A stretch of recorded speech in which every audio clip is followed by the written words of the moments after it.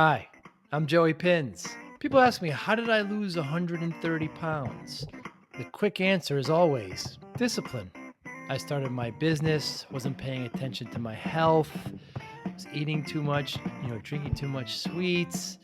My daughter was born. Next thing I know, I'm pre diabetic, I have hypertension. I knew something had to change. Discipline. I, like many of you, have faced many challenges in your career, in your family, in your life, in your faith. How did you attack them? How did you approach them? How did you solve them, hopefully? It all had to have some degree of discipline. I'm also asked, how did you found and start a tech business that lasted over 25 years? Discipline. I was committed to it, enjoyed technology, didn't enjoy some aspects of it, but knew it was necessary. Discipline. Our podcast mission: how do we use discipline to better ourselves and society? Join me, please, as I talk to interesting people and discuss how they use discipline in their family and their passion and their careers and how it helped them. Our podcast vision: growth through learning from others. Joey Pinz Discipline Conversations. It'll be light and serious. Join us, please. Thank you for consideration. Yeah, It's hard to repeat. it I is. just did it. And how was one it? day. How was the grow this week? It was good, but like constrained, like not as much that we Ah, had because it was 2.5 days and it was like bam, bam, bam, bam, bam. I see. This we just have one. Yeah, yeah. But there was a neat part with Scott Strogan did just like the mental health kind of like considerations for owners. And I've had people within 24 hours of closing, they have, you know, Really? written a check for over 20 million bucks, and their wife once is asking for a divorce. So like it's a big, like it's really important to not necessarily focus on what the dollars are and focus on like what your, what your life is, what you're moving towards, and like that's the really most important thing. 'Cause, I mean, anybody's got a business, they sell it, they're going to be fine.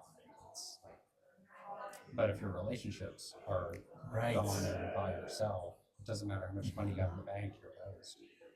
Why are MSPs so attractive? Why are they? It's really the recurring revenue. That's the whole kind of, and can immediately not have us tell them, but their peer is telling them, this is how they helped us, this is how it benefited us. And then immediately we're hard, we're off to work, and it's a fun sort of thing. Yeah. So we really, I'd say after it was 2 years of this 2020, 2021, we really got going, and it was like we could have been done. Like, it was like we really did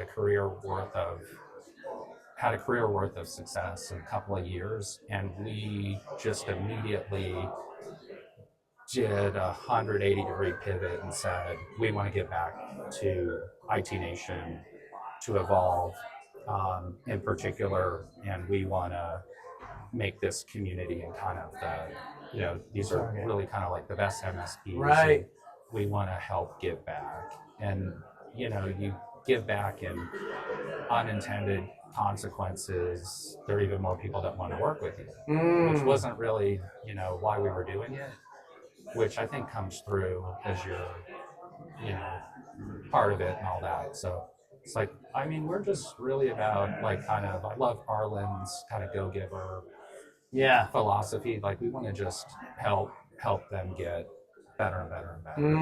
And if that's steering them to a group where they'll have 11 peers they can work with, if it's kind of whatever we can pick up on that we think can most efficiently get them the biggest kind of bang for the buck for their time is great. And not really, it sounds weird, but like you don't really need to advise on another transaction. It's like I'd rather advise on somebody's life, and the transaction's kind of secondary.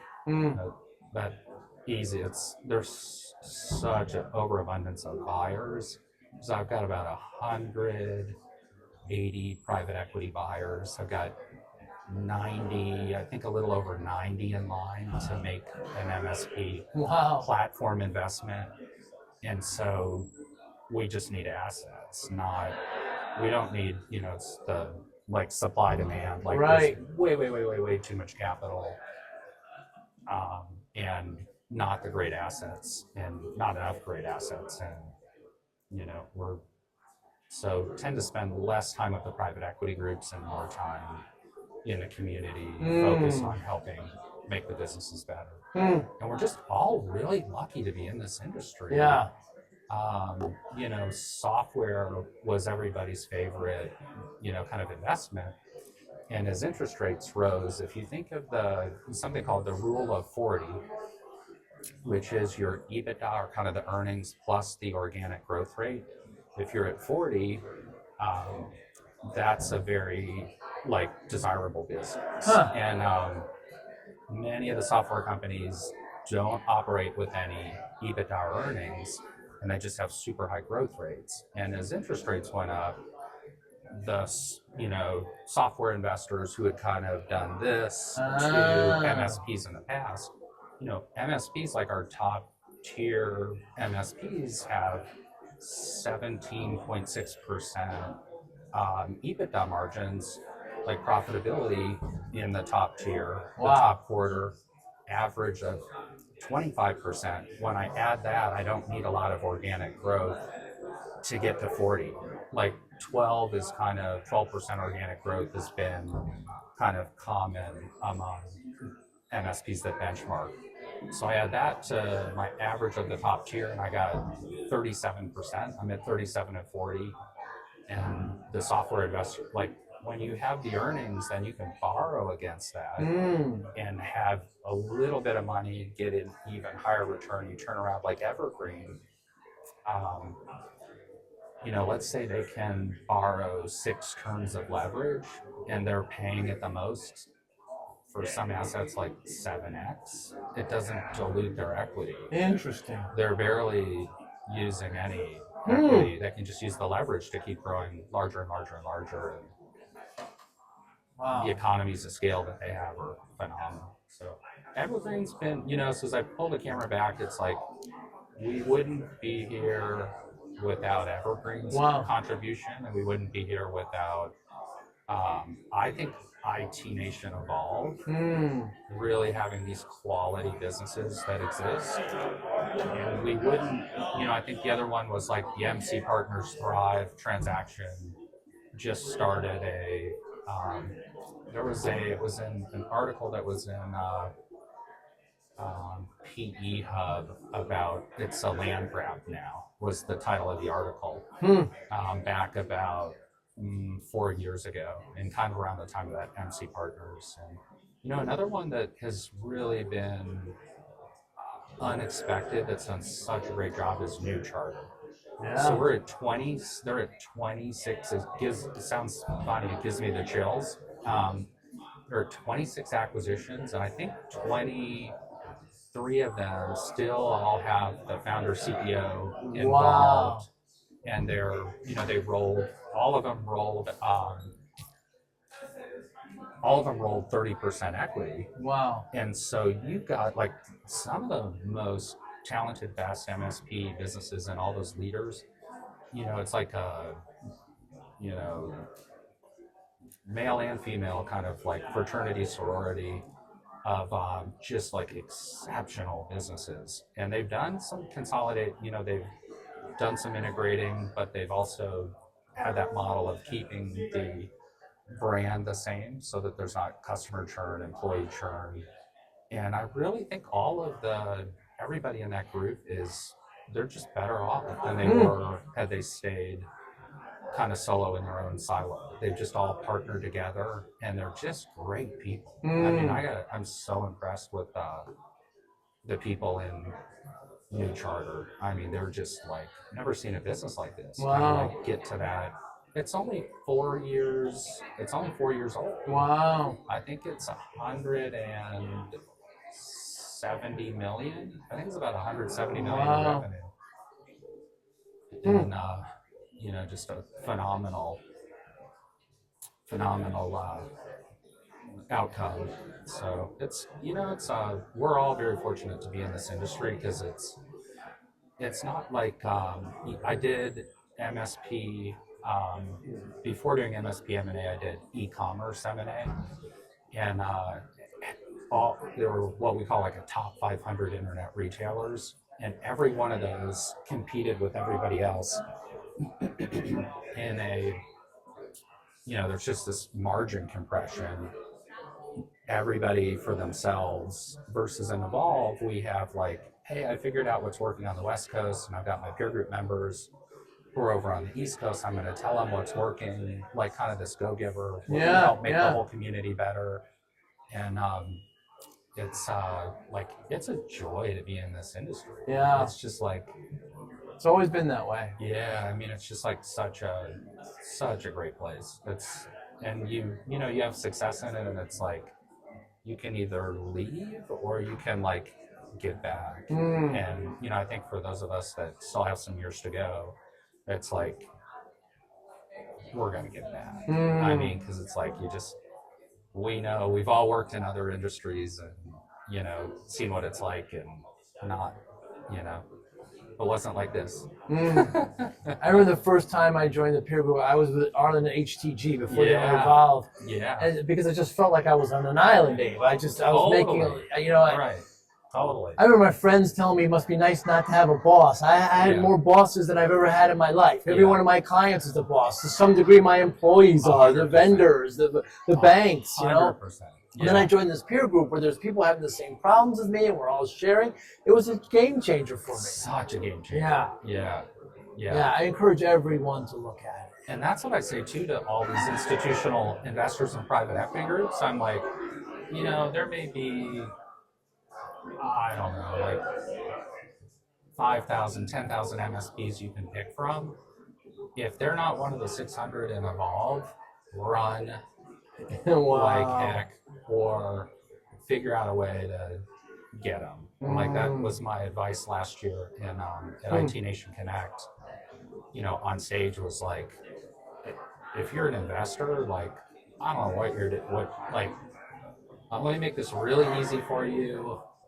Call up as many MSPs as you want. If they don't tell you that they don't know, if they've never heard of Evolve, no, it's even worse. Run. It's even worse. Yeah. Or tell them about it. What are your goals this week? Let's see. My goals.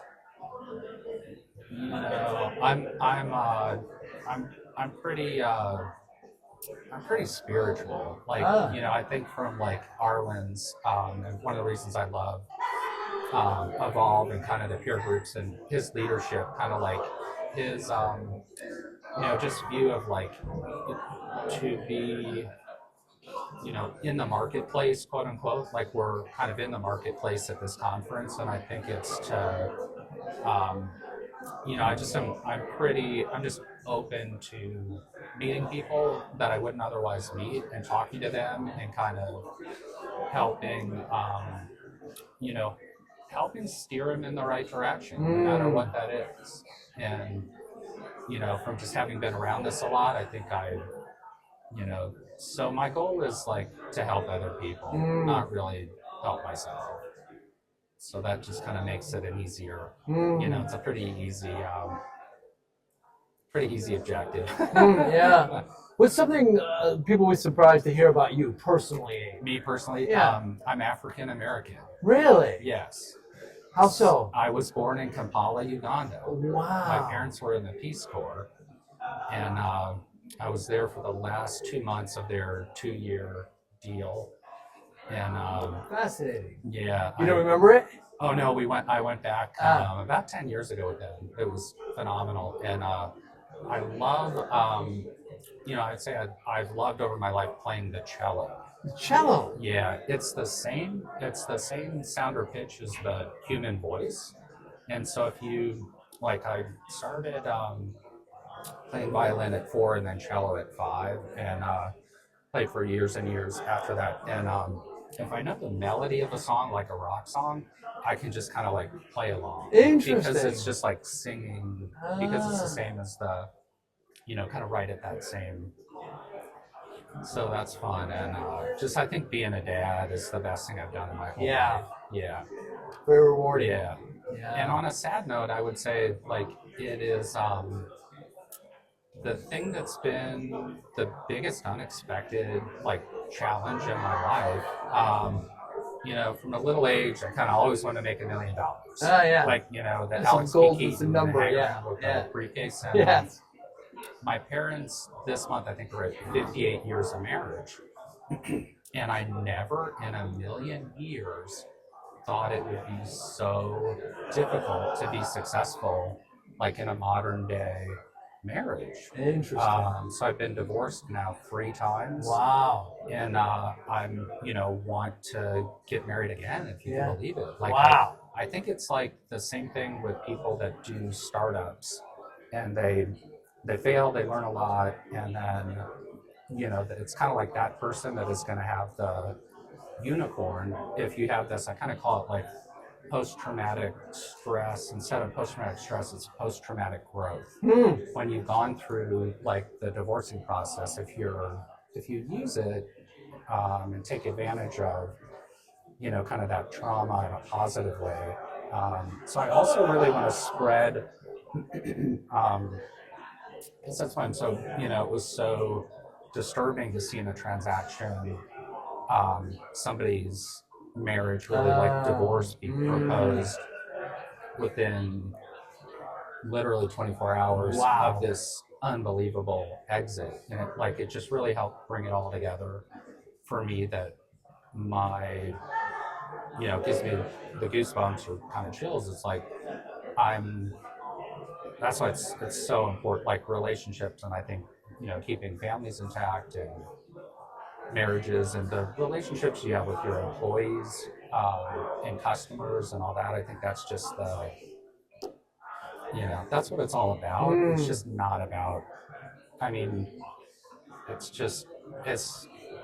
we can get a phenomenal valuation outcome. I like to say, like, with my eyes closed, riding a bicycle backwards, chewing bubble gum. Like, so what? But like, what's really important is, just where you're transitioning to, having a lot of options to figure out along the way to really pick the best route, whether that's to continue in the business or not, or, just. So, I would say my goal today, every day, is like, just to help people through kind of where they want to be, like pre-crisis counseling. I don't want to proactive. Yeah, I don't want to put them. Excuse me. I don't want them to get into a crisis. Hey, thanks so much for your time today. Yeah, absolutely. My Thanks fine for all the African American friend. All right, I know. Thanks. Yeah, it was like, I realized that. Thank you for listening and or viewing Joey Pinz Discipline Conversations. Please share this episode with 1 or 2 of your friends who you think may benefit from the episode. Our website, www.joeypinz.com. There you'll find lots of resources, and you could join our mailing list. Please follow us on all our social media, Instagram, Twitter, and Facebook. Podcast information, the video version of our podcast is on YouTube. Please subscribe. Audio is on all major podcasting platforms. Please follow them. And if you like it, please consider giving 5-star rating. Would really appreciate that. Thank you again for listening or watching Joey Pinz Discipline Conversations.